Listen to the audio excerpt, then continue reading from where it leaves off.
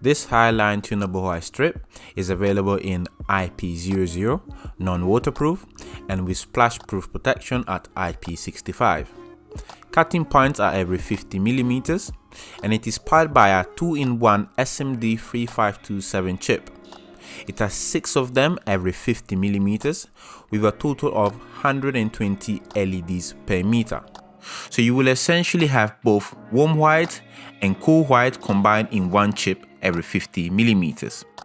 It has a 10mm width PCB with a power consumption of 19.2 watts per meter, and this will generate a total of 2760 lumens per meter of brightness. Don't forget to click on the like button if you like this video and subscribe to our channel.